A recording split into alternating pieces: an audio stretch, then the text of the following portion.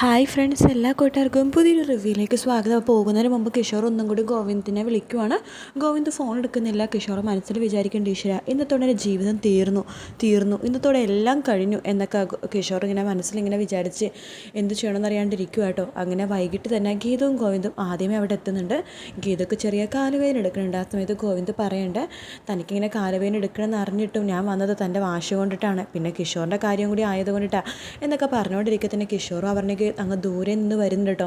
അപ്പോൾ ഇവർ പരസ്പരം അങ്ങോട്ടും ഇങ്ങോട്ടും നോക്കി നിൽക്കുകയാണ്. അതിനുശേഷം നമ്മുടെ ഗീതു കിഷോറിനെ ദഹിപ്പിക്കുന്ന പോലെ ഒരു നോട്ടം നോക്കുന്നുണ്ട്.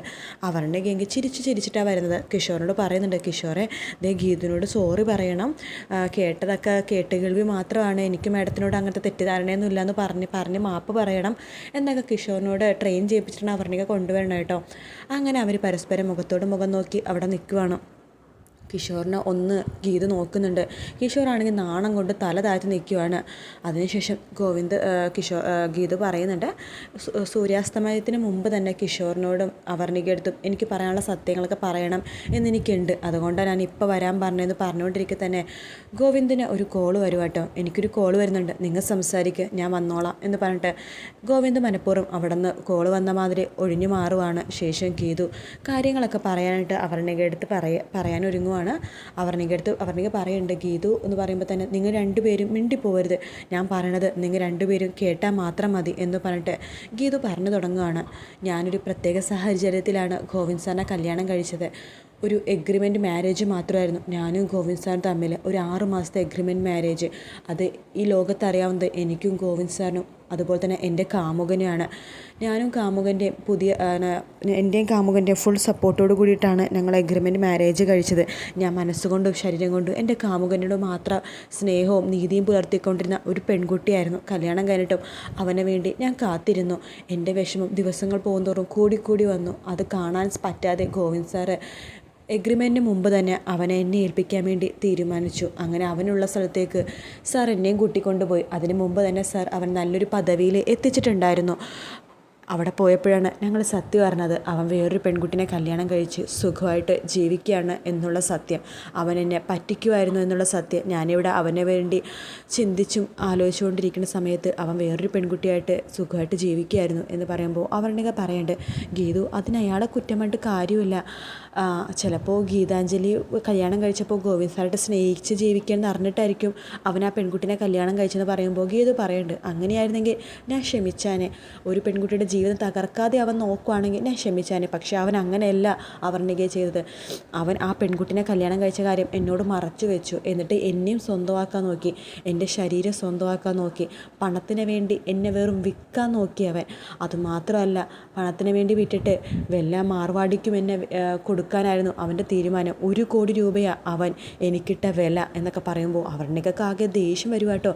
അങ്ങനെയുള്ളവനെ എന്തിനാ ഗീതു ജീവിക്കാൻ അനുവദിച്ചത്? അവൻ അപ്പം തന്നെ തീർത്തുകൂടായിരുന്നു നിനക്ക്?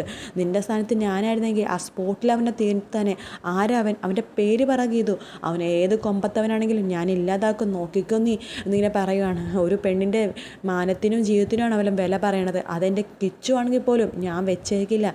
ഇവനാണ് ആ തെറ്റ് ചെയ്തെങ്കിൽ ഇവനെ ഇല്ലാതാക്കിയിട്ട് ഞാൻ ഈ കടലിൽ ചാടി ചാവും എന്ന് പറയുക കേട്ടോ. അവർണിക പെട്ടെന്ന് അങ്ങനെ പറയുമ്പോഴേക്കും ഗീതു ആകെ അപ്സെറ്റായി പോകുവാണ്. അതിനുശേഷം ഗീതുവിന് ചോദിക്കേണ്ടത്, പറ ഗീതു, ഏതാ അവൻ്റെ പേരെന്താണെന്ന് പറ. ഞാൻ പറഞ്ഞില്ല, കിഷോറാണെങ്കിലും കുഴപ്പമൊന്നുമില്ല, അവനെ കൊന്നിട്ട് ഞാനും കടലിൽ ചാടി ചാവും, പറ ഗീതു, ഏതാ അവൻ എന്ന് പറയുമ്പോൾ നമ്മുടെ ഗീതു ആകെ നിന്ന് പോകട്ടോ. കാരണം അവർണികയുടെ ജീവിതം തീർക്കുമെന്ന് അറിഞ്ഞപ്പോഴേക്കും ആ സമയത്ത് കിഷോർ മിണ്ടാൻ വേണ്ടി വരുമ്പോൾ അവർണിക പറയുന്നത്, നീ മിണ്ടിപ്പോവരുത്, ആരും എന്നോട് മിണ്ടണ്ട എന്നൊക്കെ പറഞ്ഞ് ദേഷ്യത്തിൽ അവർണിക ഇറങ്ങിപ്പോവാണ്.